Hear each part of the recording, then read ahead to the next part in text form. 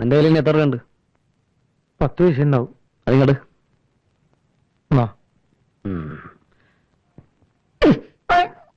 10 പൈസയും കൊണ്ട് നടക്കുന്നു.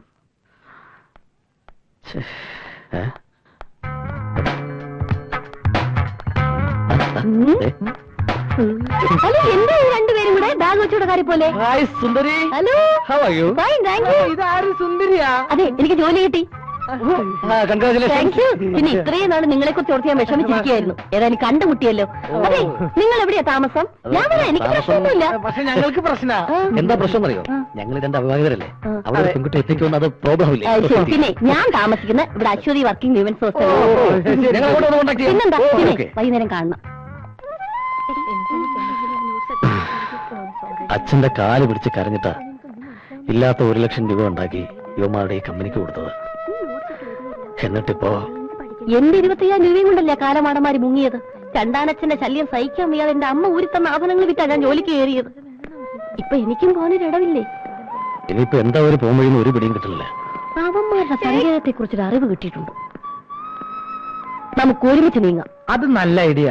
നമുക്ക് നാളെ തന്നെ റിയൽ എസ്റ്റേറ്റ് പുരുഷോത്തം പിള്ളയെ പോയി കാണാം. അത് ശരിയാ. അയാളെ കണ്ടിട്ട് എന്താ കാര്യം? പുരുഷോത്തമൻ പിള്ളയുടെ മെയിൻ ആളല്ലേ മെഴുവേലി. മെഴുവേലി വിചാരിച്ച് ഇവിടെ എന്ത് നടക്കും? കറക്റ്റ്. ഓക്കെ, എന്നാ ഇന്ന് എന്നെ കണ്ടല്ലോ. ഓക്കെ.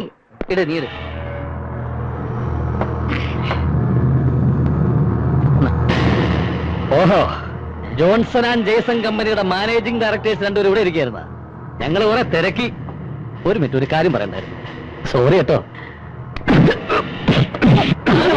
ഞങ്ങൾക്ക് ആവശ്യം ഇവനെ.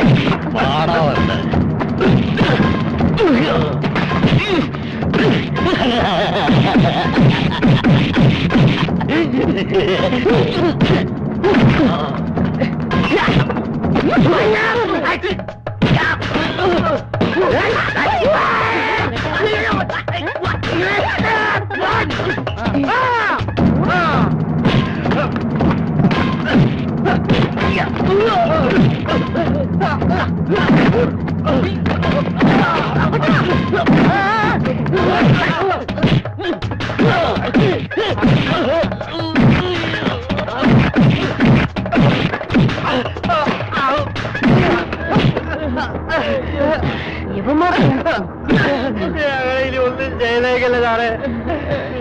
ക്യാഷ് അവിടെ ഇരിപ്പുണ്ട്. ഞങ്ങളുടെ കയ്യിൽ തന്നെ ഉണ്ട് സാറന്മാരെ.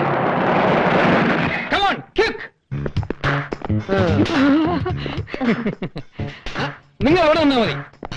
വേറെ പ്രശ്നമൊന്നുമില്ലല്ലോ. ഇതുവരെ പ്രശ്നമൊന്നുമില്ലായിരുന്നു. പ്രശ്നമില്ലെന്നോ? അതെ, ഇതാണ് ജോൺസൺ ആൻഡ് ജെയ്സന്റെ MD-കള്. MD അല്ല, തെണ്ടികൾ. അതെ, എവിടെയാണ് പണം വെച്ചിരിക്കുന്നത്? ഇവിടെ തന്നെ ഉണ്ട്. കാശ് ഉൾപ്പെടെ 1.25 ലക്ഷം. പെട്ടെന്ന് തുറന്നെടുക്കണം, സമയമില്ല. എന്റെ കൂടെ എല്ലാരും വന്നോളൂ, ഒരു പ്രശ്നമില്ലാതെ ഞാൻ നോക്കിക്കോളാം. ഒരു കാര്യം പറഞ്ഞാൽ മനസ്സിലാക്കണം, ബോധം. എടാ, അവിടെ ഭൂമിക്കും 2000 രൂപ വിലയുള്ളൂ. നീ പോയി നോക്കിയോ? ഞാൻ പോയി നോക്കിയില്ല. ആ വിലയ്ക്കൊന്നും അവിടെ വസ്തു കിട്ടില്ല. അത് ശരി, അത് നിനക്ക് എങ്ങനെ അറിയാം? Hello, good morning. പിന്നെ ഇങ്ങോട്ടൊന്നും കണ്ടില്ലല്ലോ. ഞങ്ങള് കുറച്ച് ബിസി ആയിരുന്നു. ബിസി ആയതുകൊണ്ടല്ല, കുറച്ചു ദിവസം പട്ടിണി കിടന്നല്ലേ. വയറിറച്ച ആഹാരം കഴിച്ചപ്പോ സുഖമായിട്ട് കിടന്നുറങ്ങി. 1 ലക്ഷം രൂപ കയ്യിലുണ്ടല്ലോ. എന്ത് ചെയ്യാനാണ് പരിപാടി? നിമിഷങ്ങൾ കൊണ്ട് ലക്ഷങ്ങൾ സമ്പാദിക്കാൻ പറ്റിയൊരു പരിപാടി ഞങ്ങളുടെ കയ്യിലുണ്ട്. രാഷ്ട്രീയമായിരിക്കും. അല്ല, റിയൽ എസ്റ്റേറ്റ്. Really estate. ശ്രദ്ധാപൂർവം കളിക്കണം. പ്രൊഫസർ ഇട്ടുണ്ണി അറിയാവോ? കേവലം മാസ ശമ്പളം കൊണ്ട് തുടങ്ങിയ ഏർപ്പാടായത്. ഇന്ന് ഈ നഗരത്തെ വിലയ്ക്ക് വാങ്ങിക്കാനുള്ള കാശ് അയാളുടെ കയ്യിലുണ്ട്. അത് കള. നഗരത്തിലെ അറിയപ്പെടുന്ന ശിശുരോഗ വിദഗ്ധനാണ് ഡോക്ടർ ലക്ഷ്മി നാരായണൻ. ശിശുക്കളെ നോക്കലല്ല പുള്ളിക്കാരന്റെ പണി. വീട് നിറച്ച ബ്രോക്കർമാരും ഇടപാടുകാരും കേറി ഇറങ്ങുക. എന്തിനധികം പറയുന്നു? റിയൽ എസ്റ്റേറ്റിൽ ഇറങ്ങാത്ത നേതാക്കന്മാരുണ്ടോ? MLA-മാരുണ്ടോ? MP-മാരുണ്ടോ? മന്ത്രിമാരുണ്ടോ? ശശികലയെ അറിയാത്തവരാരെങ്കിലും ഉണ്ടോ? ആരായി ശശികല? അറിയാത്തവരും ഉണ്ട്. ആഗോള പ്രതിഭാസമല്ലേ? കോടിക്കണക്കിന് രൂപയ്ക്കല്ലേ കാപ്പിയും തേയിലയും പഞ്ചസാരയും വാങ്ങി കൂട്ടിയിരിക്കുന്നത്? പുറത്തു പറയാൻ വിഷമമുണ്ട്, എങ്കിലും പറയാതിരിക്കാൻ നിവർത്തിയില്ല. എന്റെ പഴയകാല നേതാവ് മാറമ്പിൽ ഗോപാലകൃഷ്ണൻ അറിയില്ലേ? ഇല്ല, അറിയില്ല. അദ്ദേഹം നിയമസഭയിൽ ഉള്ളപ്പോഴും ഇല്ലാത്തപ്പോഴും ആശാന്റെ മുഖ്യ ഏർപ്പാട് ഇതായിരുന്നില്ലേ? പക്ഷെ ഇപ്പൊ വിജിലൻസിലാ. റിയൽ എസ്റ്റേറ്റ് ബോർഡ് വെച്ചല്ലേ തൊഴിലാത്ത ചെറുപ്പക്കാർ ഇപ്പോൾ വലിയ വീട്ടിൽ കയറി കല്യാണം കഴിക്കുന്നത്? ക്ലാസുകൾ ബഹിഷ്കരിച്ചല്ലേ കോളേജ് പിള്ളേർ ഇപ്പോൾ വസ്തു കച്ചവടത്തിന് ഇറങ്ങിയിരിക്കുന്നത്? ഇത് നിങ്ങൾക്കൊരു സുവർണാവസരമാണ്. നിങ്ങൾക്കറിയാമോ കേവലം 1 വർഷം മുമ്പ് എനിക്ക് ചായ വാങ്ങി തരാൻ വന്ന ഒരു ചെറുപ്പക്കാരന്റെ കഥ? ഇന്ന് അവൻ കോടികളുടെ അധിപതിയാണ്. അതാണ് വിൽസൺ പാറേക്കാരൻ.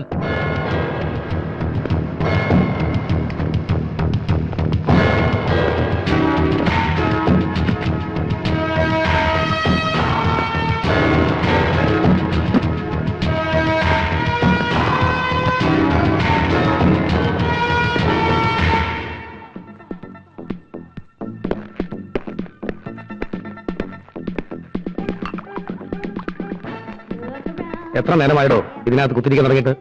എനിക്ക് ഇഷ്ടമുള്ള അത്ര നേരം ഞാൻ ഇവിടെ ഇരിക്കും. നീ പോയി പഴി നോക്കടാ.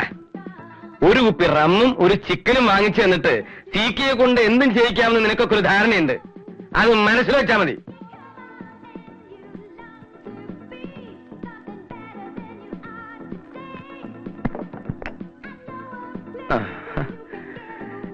ഇവിടെ വാടാ.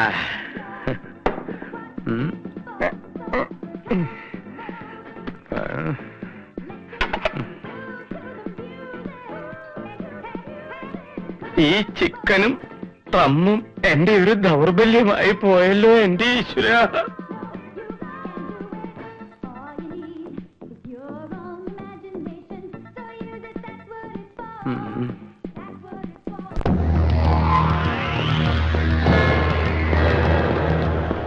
ആരാ? ഞാൻ സി കെ. അമ്മാവന്റെ വീടും പുരയിടവും വാങ്ങാൻ വന്നയാളാ. ഇന്ന് രാവിലെ കച്ചവടം ഉറപ്പിച്ച ടോക്കണും വാങ്ങിയല്ലോ. അത് സാരല്ല, ടോക്കനല്ലേ വാങ്ങിയിട്ടുള്ളൂ, കരാറൊന്നും ആയില്ലല്ലോ. എനിക്ക് വാക്ക് വന്നേ ഉള്ളൂ, കച്ചവടം കഴിഞ്ഞു. അങ്ങനെ കഴിയാൻ പറ്റില്ലല്ലോ. 50,000 കൂടുതൽ തരാം, ഞങ്ങൾക്ക് എഴുതണം. വേണ്ട, എനിക്ക് വാക്ക് വന്നേ ഉള്ളൂ. അതെന്താ 50,000 കൂടുതൽ കിട്ടിയ കക്കിയോ? ആ കാശും കരാറ് പേപ്പർ എന്താ? ക്യാഷ് എടുക്കണോ? ആ വന്നേ.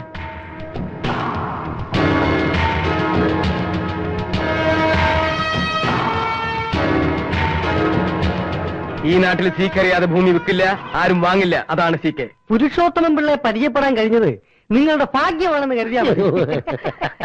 അപ്പൊ എന്തായാലും റിയൽ എസ്റ്റേറ്റിലേക്ക് നമുക്കൊന്ന് ഇറങ്ങി നോക്കാം അല്ലേ? ഇനി മടിക്കണില്ല. ഒന്നിച്ചു നിന്നാൽ നമുക്ക് പലതും നേടാം. അതെ അതെ, അത് നേരാ. പിന്നെ ഒരു പ്രോബ്ലം ഉണ്ട്. എന്താണാവോ? ഞങ്ങൾക്ക് താമസിക്കാൻ ഒരു വീടിന് ശരിയായിട്ടില്ല. ഈ ഹോട്ടലിൽ താമസിച്ച് മടുത്തു. അതിനെന്താ, ഒരു റിയൽ എസ്റ്റേറ്റ് മാനേജ് ചെയ്യുന്ന ഒരാൾക്ക് ഒരു വീട് വാടകയ്ക്ക് എടുത്തു തരാൻ അത്രയധികം ബുദ്ധിമുട്ടൊന്നും ഉണ്ടാവില്ല. അതുകളാ. നമ്മുടെ മറിയാമ്മ ചേട്ടത്തിന്റെ ഒരു വീട് ഒഴിഞ്ഞിടപ്പുണ്ടല്ലോ. അയ്യോ, ആ തള്ളയുടെ വീടോ? അതെ, അവിടെ പണ്ടെങ്ങാണ്ടൊരു സ്ത്രീ തൂങ്ങി. അപ്പൊ അവിടെ ഒരു കുഴപ്പമില്ല, നമുക്ക് ആ വീട് ശരിയാക്കാം. എന്തേ? പിന്നെന്താ ഇവിടെ പ്രശ്നം? അത് മതി.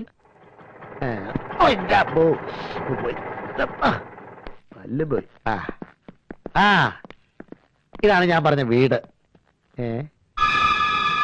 നിങ്ങൾ ഉദ്ദേശിക്കുന്ന മാതിരി ഇവിടെ ആരും തൂങ്ങിച്ചത്തിട്ടൊന്നുമില്ല. അത് കള. ഇതൊരുമാതിരി ഭാർഗവി നിലയം പോലെയുണ്ട്. ഇത് കള. ഇത് കളയണ്ട, എനിക്കിഷ്ടായി. നഗരത്തിന്റെ വലിയ തിരക്കുമില്ല, ഒരു പ്രശാന്ത സുന്ദരമായ വീട്. എന്താ നീ ഇവിടെ ഇരുന്ന് നോവൽ എഴുതാൻ പോവാ? ചിലപ്പോ എഴുതിയൊന്നും വരും.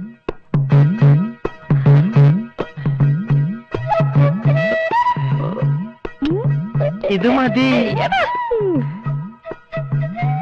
നല്ല പ്രശാന്ത സുന്ദരമേറിയ വീട് അല്ലേ? അത് കറക്റ്റ്. എന്തായാലും നിങ്ങൾ ഇവിടെ നിൽക്കേ, ഞാൻ മറിയാമ്മ ചേർത്തി പോയി ഒന്ന് കണ്ടിട്ട് വരാം. നിങ്ങൾ പോലെന്നറിയാം. മതിയാക്ക്. വണ്ടി നിർത്തേ. നീ എന്താ ഇവിടെ നിക്കണേ? ഞാനിവരെ വീട് കാണിക്കാൻ കൊണ്ടുവന്നു. ആ മറിയാമ്മ ചേട്ടത്തിന് വീട് കൊടുക്കില്ല എന്നുള്ള പറഞ്ഞത്. ആ തള്ളേനെ ഞാനൊന്ന് കാണട്ടെ. നീ വരുന്നോടാ. 4 കാശ് ഉണ്ടാക്കണമെങ്കിൽ സീക്കാരെ ഇവിടെ കുടിക്കോ? ആലോചിക്കാം, തൽക്കാലം ഇങ്ങനെയൊക്കെ പോട്ടെ. എവിടെയാണ് നിന്റെ പുരുഷോത്തമൻ? മറിയാമ്മ ചേട്ടത്തിന്റെ വീട്ടിലേക്ക് ഇപ്പൊ പോയതുള്ളൂ. വണ്ടി വിട്ടോ.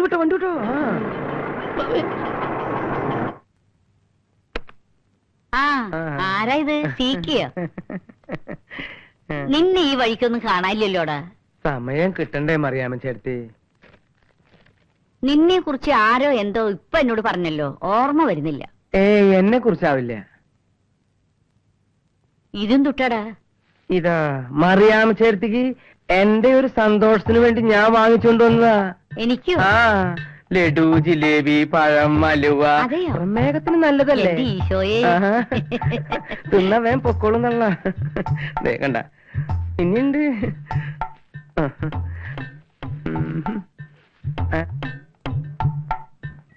ആളുകൾ പറയുന്ന പോലെയൊന്നല്ല, നീ നല്ല സ്നേഹമുള്ളവന്. നിന്നെ കുറിച്ച് ആരോ എന്തോ പറഞ്ഞല്ലോ, ആരാണെന്ന് ഓർമ്മ വരുന്നില്ല. ഗൾഫിൽ നിന്ന് മക്കളുടെ കത്തും പണമൊക്കെ വരുന്നില്ലേ? 3 അവന്മാരും കൂടി ഗൾഫിൽ പോയിട്ട് കിടക്കുക.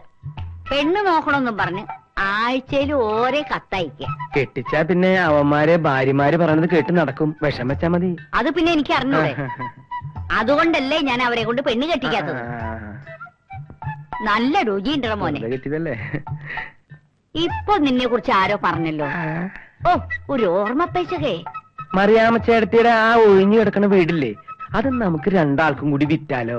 നല്ല വില ഞാൻ വാങ്ങിച്ചിടത്തോളാം. ആഹാ, അതാണ് നീ കൊള്ളപ്പം ലഡു ഉണ്ടേറ്റ് ഇറങ്ങിയേക്കുന്നതല്ലേ? അതാണ് ഞാൻ കുറച്ചു നേരമായിട്ട് ഓർത്തോണ്ടിരിക്കുന്നത്. ആ പുരുഷോത്തമൻ പിള്ള നിന്നെ കുറിച്ച് ഇപ്പൊ പറഞ്ഞിറങ്ങിയതേ ഉള്ളൂ. നീയാണ് എന്റെ വീടും പറമ്പും വിൽക്കാണ്ടെന്ന് പറഞ്ഞു നടക്കുന്നതല്ലേ? ഇറങ്ങടെ വെളിയിൽ.